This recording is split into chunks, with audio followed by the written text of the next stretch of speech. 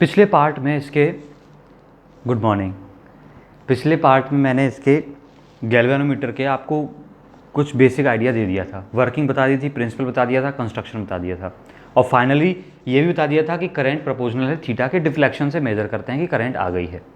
अब कुछ और छोटी छोटी बातें एक दो करेंगे। सबसे पहले कि क्या इसका कोई ड्रॉबैक है, इस पूरे सेटअप का क्या अच्छाई है और क्या ड्रॉबैक है। अच्छाई की बात यह है कि दिस इज़ वेरी सेंसिटिव, बहुत ज़्यादा सेंसिटिव है। सेंसिटिव का मतलब छोटे से छोटे करंट के छोटी से छोटी करंट को भी डिटेक्ट कर लेता है, बहुत सेंसिटिव है। दूसरी बात, एक बुराई भी है। अब इसको थोड़ा सा सेटअप को देखना ज़रा, इसको मैंने एक बॉक्स में बंद कर रखा है और ये सस्पेंड कर रही है कॉइल, यानी कि ये कॉइल एक तरीके से लटकी हुई है एक छोटी सी स्ट्रिप के थ्रू, और वो भी बहुत नाजुक सी एक स्ट्रिप है। जरा सा भी अगर हमारी सरफेस गड़बड़ हुई तो ये अपने आप हिल जाएगी। इसको बैलेंस करना, जीरो कैलिब्रेशन पे रखना बड़ा मुश्किल काम है, यानी कि इसको आप एक जगह से उठाकर दूसरी जगह नहीं ले जा सकते। This is not a portable device. Portable नहीं है। पोर्टेबल मतलब होता है कि मुझे करंट डिटेक्ट करनी है तो मैं सर्किट को इसके पास लेकर आऊँगा, इसको सर्किट के पास नहीं ले जा सकता, क्योंकि ले जाने में इसका कैलिब्रेशन ख़राब हो जाएगा। कैलिब्रेशन ख़राब होने का मतलब ये है कि इनिशियली निडल जो हमारा पॉइंटर है वो कहाँ होना चाहिए था, ज़ीरो पे होना चाहिए था, और ये ज़रा सा भी हिल डुल गई तो इसका पॉइंटर गड़बड़ हो जाएगा, वो ज़ीरो शो ही नहीं करेगा, पहले ही वो जीरो से अलग होगा। तो कहने का मतलब है this is not a portable device. दूसरा, इतनी नाजुक है। नाजुक क्यों है? ये हेयर लाइक स्प्रिंग है, बहुत बारीक सी स्प्रिंग है, ये भी बहुत थिन स्ट्रिप है, तो प्रोसेस क्या है, पोर्टेबल करते टाइम पे ये बहुत जल्दी टूट भी सकती है। दूसरी प्रॉब्लम ये है कि अगर इसमें ज़्यादा करंट आ गई, मैंने ज़्यादा करंट दे दी, ज़्यादा करंट आएगी, आपको पता है टॉर्क कितना लगता है, NIAB, यही टॉर्क लगता है, यानी कि जितनी ज़्यादा करंट होगी उतना ज़्यादा टॉर्क लगेगा, डायरेक्टली प्रोपोर्शनल है। और अगर करंट ज़्यादा आ गई, जो कि अक्सर होती है सर्किट में, हमें पहले से नहीं पता होती कितनी करंट, अगर ज़्यादा करंट हुई तो क्या होगा, ज़्यादा टॉर्क प्रोड्यूस होगा, कॉइल झटका दे के घूमेगी, और घूमी नहीं कि स्प्रिंग टूटी नहीं, और फिर दोबारा कभी घूमेगी नहीं, वापस कभी नहीं आएगी, वहीं अटक जाएगी। देखा है हमने बहुत बार, हमने तो अपने रेगुलर गैल्वेनोमीटर मीटर्स में भी देखा है कि क्या होता है, बच्चे गलती से कनेक्ट कर देते हैं सर्किट से, तो होता क्या है, निडल वहीं फंस जाती है, वापस ही नहीं आती। क्यों नहीं आती? बिकॉज उसको वापस लाने का रिस्टोरिंग टॉर्क तो लगा ही नहीं, बचा ही नहीं। अब क्यों नहीं बचा? स्प्रिंग तो आपने तोड़ दी।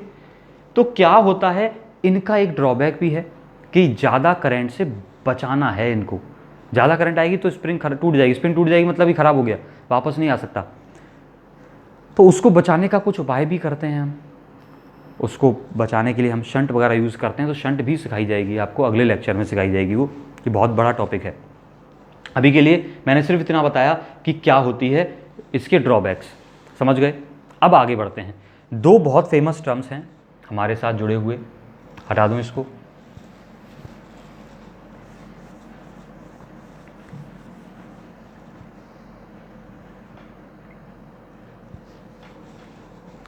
एक टर्म आता है इसकी करंट सेंसिटिविटी।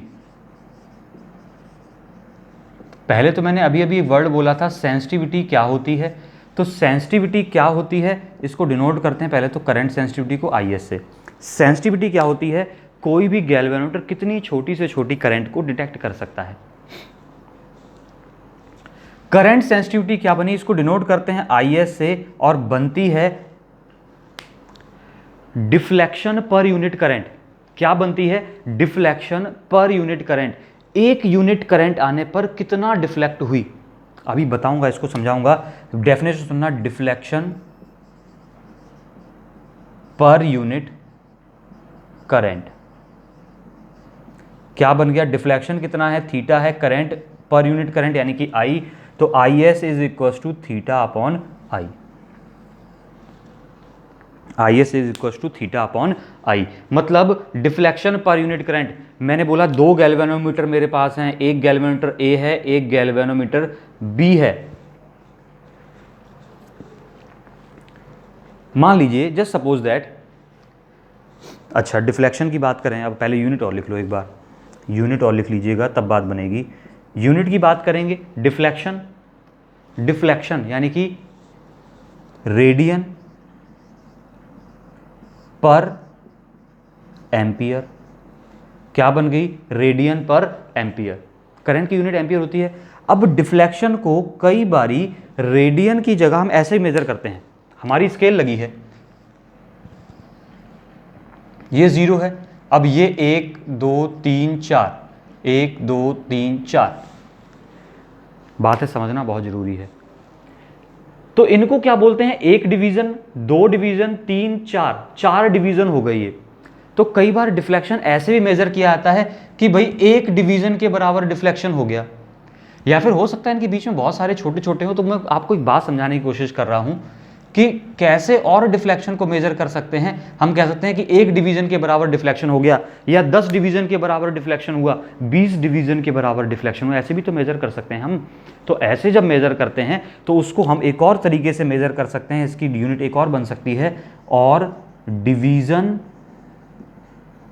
पर एम्पियर, डिवीजन पर एम्पियर, ऐसे भी इसकी यूनिट बन सकती है। तो दोनों में से दोनों अपनी जगह सही हैं। एक रेडियंस में मेजर करने की बात कर रहे हैं और दोनों से ही क्वेश्चन आते हैं, दोनों से ही क्वेश्चन आते हैं। चलिए अभी मैं कुछ और पूछ रहा था, मैंने बोला एक ए है एक बी है, मैंने इसको 2 एम्पियर की करंट इसमें आई है और इसमें 50 डिवीजन का डिफ्लेक्शन हुआ है। कितने डिवीजन का, 50 का। इसमें मैंने बोला 2 एम्पियर की करंट आई है और 100 डिवीजन का डिफ्लेक्शन हुआ है, 100 डिवीजन का डिफ्लेक्शन हुआ है। कौन सा गैल्वेनोमीटर ज्यादा सेंसिटिव है? कोई फॉर्मूला नहीं लगाना, अपनी जनरल नॉलेज से बोलिएगा।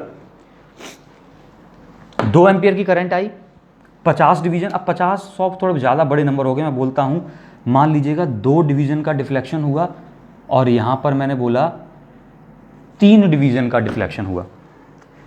क्वेश्चन समझ गए, सिचुएशन समझ गए। कौन सा गैल्वेनोमीटर ज्यादा सेंसिटिव है? कौन सा गैल्वेनोमीटर ज्यादा सेंसिटिव है? आपने जवाब दे दिया होगा अब तक, दिया या नहीं दिया? 1 डिवीजन, 2 डिवीजन, 3 डिवीजन, 4 5 ऐसे डिवीजन है। 2 एम्पियर की करंट इसमें गई तो 2 ही डिवीजन का डिफ्लेक्शन, यानी कि निडल यहां थी और कहां पहुंच गई, यहां पहुंच गई, 2 डिवीजन का। दूसरे वाले में कहां पहुंच गई है, दूसरे वाले में पहुंच गई यहां की जगह, कहां, थोड़ी सी और आगे, 3 डिवीजन। किसमें पढ़ पाना आसान होगा, किसमें आसान होगा कि ज़्यादा डिफ्लेक्शन सही से समझ में आएगा? जिसमें 2 हुआ निडल हल्की सी हिली, किसी में 3 हुआ निडल थोड़ी ज़्यादा हिली। ज़्यादा हिली तो हमारी आंखें उसको पकड़ पाएंगी, कहाँ हिल गई। और बताएं, अगर 5 हिलती, 5 डिवीज़न आते सेम करंट आने पर, तो ज़्यादा हिली, इसका मतलब ज़्यादा डिटेक्शन कर पाए हम। यानी कि जितने ज़्यादा डिवीज़न वो डिफ्लेक्ट होगी, जितना ज़्यादा डिफ्लेक्शन होगा, उतनी ही ज़्यादा क्या मिलेगी हमें, सेंसिटिविटी नज़र आएगी। उतना ही ज़्यादा अच्छा हम बोलेंगे हमारा गैल्वेनोमीटर अच्छा है, उतनी ज़्यादा डिटेक्शन कर रहा है। यानी कि क्या बोला, more the deflection more will be the sensitivity for a given current, for a given current. तो हमने क्या बोला, यूनिट लिख लिया आपने, सब लिख लिया। तो हमारी समझ में क्या आई है, डिफ्लेक्शन पर यूनिट करंट क्या होती है, करंट सेंसिटिविटी। ऐसा ही एक टर्म बन जाता है। अब एक बार यहां से लिख सकते हैं आप, थीटा अपॉन आई। क्या इसी इक्वेशन से मैं थीटा अपॉन आई की वैल्यू निकाल सकता हूं? आई को इधर भेज दीजिए, तो एन ए बी अपॉन के, तो आई एस यानी इस करंट सेंसिटिव क्या बन गई, एन ए बी अपॉन के। मैं ये याद रखता हूं, ये भी याद रखता हूं, आप भी दोनों ही याद रखेंगे। करंट सेंसिटिव कितनी हो गई, एन ए बी अपॉन के। बहुत जल्दी इसका न्यूमेरिकल असाइनमेंट मिलेगा आपको, बहुत जल्दी। अब देखना, कोई आपसे कहे कि करंट सेंसिटिविटी बढ़ाइए, करंट सेंसिटिविटी बढ़ाइए, तो कैसे बढ़ाएंगे आप में से कई लोगों को दिख रहा होगा कि जिनके डायरेक्टली प्रोपोर्शनल है उनको बढ़ा दो, जिसके रेसिप्रोकल है उसको घटा दो। तो आप क्या बोलेंगे कि नंबर ऑफ टर्न्स बढ़ा सकते हैं। अगर मुझे करंट सेंसिटिविटी बढ़ानी है तो मैं क्या कर सकता हूं, नंबर ऑफ टर्न्स बढ़ा सकता हूं, एरिया बढ़ा सकता हूं, फील्ड बढ़ा सकता हूं। मैं कहूंगा आप ऐसा कुछ नहीं कर सकते, एक आध काम कर सकते हैं, सब नहीं कर सकते। नंबर ऑफ टर्न्स बढ़ेंगे, नंबर ऑफ टर्न्स बढ़ेंगे तो ये कॉइल पे टर्न्स बढ़ गए, 2 काम होंगे वहां से। पहला काम मैं पहले बता दूं। दो काम क्या होंगे? पहला काम तो ये होगा कि कॉइल्स के टर्न्स बढ़ने से थोड़ा सा वजन बढ़ जाएगा। वायर है तो वजन बढ़ेगा ना, और वजन बढ़ेगा तो नन्ही सी तो कॉइल, जो नन्ही सी तो स्ट्रिप लगी है जो इसको होल्ड करे है, ये तो पहले ही टूट जाएगी, बेचारी पहले ही मरियल हालत में है। और आपने इस पर क्या कर दिया? कॉइल के टर्न्स बढ़ा दिए, टर्न्स बढ़ा दिए, इसका मतलब वजन बढ़ गया। वजन बढ़ गया तो ये पहले ही टूटने की कगार पे आ जाएगी। जैसे ही पहली बार आप सर्किट कनेक्ट करेंगे टूट जाएगी। तो पहला ऑप्शन तो बिल्कुल घटिया है, वाहियात है, आप नंबर ऑफ टर्न्स नहीं बढ़ा सकते। दूसरा आपने बोला सर, दूसरे पे आते हैं, आपने बोला एरिया बढ़ा देते हैं। एरिया आपने बोला बढ़ाने के लिए, तो फिर वही कहानी है, एरिया आप जैसे ही बढ़ाएंगे तो क्या वायर भी तो ज़्यादा लगेगा सेम टर्न्स करने के लिए। बड़े बड़े टर्न्स हो गए, वायर ज़्यादा हो गया, और वायर ज़्यादा हो गया तो फिर वही कहानी हो गई। और दूसरा बल्कि नहीं हो जाएगा, बड़ा एरिया कर दिया तो बड़ी कॉइल लगा दी, बड़ी कॉइल लगा दी तो फिर से बल्कि हो गया, बल्कि हो गया, और दूसरा क्या हो जाएगा? क्या हो जाएगा? कॉइल फिर से टूटने की कगार पे पहुंच जाएगी। एक और कहानी भी होगी, जैसे ही आप नंबर ऑफ टर्न्स बढ़ाएंगे हर वायर की लेंथ बढ़ गई, यानी कि वायर की लेंथ बढ़ गई, लेंथ बढ़ गई तो वायर की रेजिस्टेंस बढ़ गई, यानी कि गैल्वेनोमीटर की रेजिस्टेंस बढ़ जाएगी। कहानी फिर खराब। करंट का जो हम बोल रहे हैं, जो हमने लगाया था जिस काम के लिए, तो उसमें करंट एक क्या बोलेंगे, रेजिस्टेंस बढ़ गई, तो थोड़ा सा दिक्कत क्रिएट होगी उससे। तो अब मेरे पास कुछ छोटी छोटी कहानियाँ हो गई। मैंने बोला नंबर ऑफ टर्न्स नहीं बढ़ा सकते, एरिया नहीं बढ़ा सकते, कहाँ लग गया? एरिया भी नहीं बढ़ा सकते। फील्ड बढ़ा सकते हैं क्या?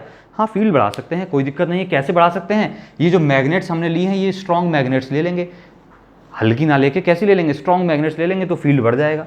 ये काम भी ठीक है। यानी ये दो काम नहीं कर सकते थे, ये कर सकते हैं। तीसरे काम की बात करते हैं, टॉर्जनल कांस्टेंट के। ये किसी मटेरियल का अगर कम कर दो तो आई बढ़ जाता है, और कम करने का मतलब है, हमने इसी वजह से, कोई बच्चा पूछ सकता है कि फॉस्फर ब्रॉन्ज ही क्यों लिया है। फॉस्फर ब्रॉन्ज ऐसा मटेरियल है जिसका टॉर्जनल कांस्टेंट मिनिमम है, बहुत कम है, बहुत कम है, इसी वजह से टॉर्जनल कांस्टेंट कम है। इसी वजह से मैंने किसको लिया है? फॉस्फर ब्रॉन्ज को लिया है। और इसको लेते कई बार, इसको इसकी जगह कुछ एक मटेरियल आता है क्वार्ट्ज, उसको भी लेते हैं, तो उसके टॉर्जनल कांस्टेंट कम है, इसलिए करंट सेंसिटिविटी इनकी ज़्यादा होती है। तो इनको बोल भी देते हैं क्वार्ट्ज गैल्वेनोमीटर। क्वार्ट्ज वाले गैल्वेनोमीटर जो होते हैं उनकी सेंसिटिविटी ज़्यादा होती है। तो के, कोई पूछेगा फॉस्फर ब्रॉन्ज क्यों लिया, तो आपका जवाब होगा बिकॉज उसका टॉर्जनल कांस्टेंट कैसा होता है? कम होता है। सुन ली इतनी कहानी। एक और टर्म लिख लीजिए, voltage sensitivity.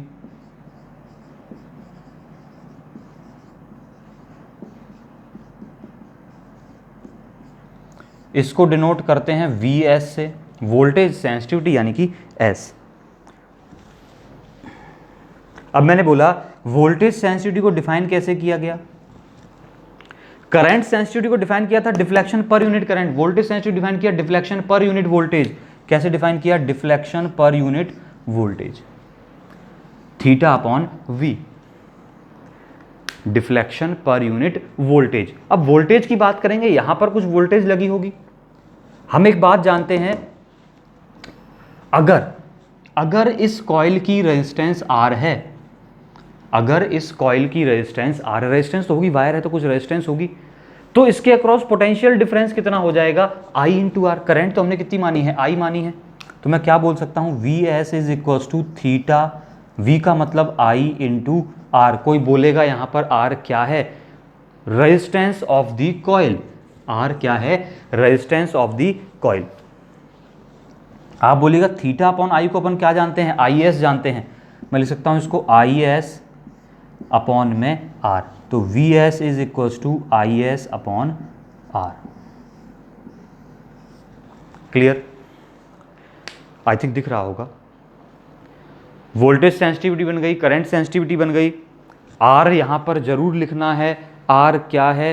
Resistance of the coil, coil की रेजिस्टेंस। ये दो टर्म्स बन गए।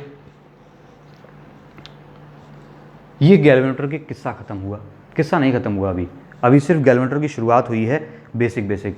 अब हम आगे पढ़ेंगे, अगले लेक्चर में पढ़ेंगे। आज इतना ही खत्म करेंगे, बहुत छोटा सा लेक्चर है ये, इसी काम के लिए था। अगले लेक्चर में हम पढ़ेंगे, अभी मैंने एक टर्म इंट्रोड्यूस किया था कि ये टूट जाती है स्प्रिंग ज़्यादा करंट आने पर, तो उस ज़्यादा करंट को आने से बचाएंगे। दूसरा काम हम सीखेंगे, इसका कन्वर्जन करेंगे। गैल्वेनोमीटर से सिर्फ करंट डिटेक्ट नहीं कर सकते हम, इसका और यूज़ भी कर सकते हैं। हम इसको करंट मेज़र करने के काम में भी ले सकते हैं और वोल्टेज मेज़र करने के काम में भी ले सकते हैं। उसको बोलते हैं एमीटर एंड वोल्ट मीटर। तो इसका कन्वर्जन करेंगे ammeter and volt meter, which is very important, बहुत इंपॉर्टेंट है। पढ़ते रहिए, ऐश करिए। All the best.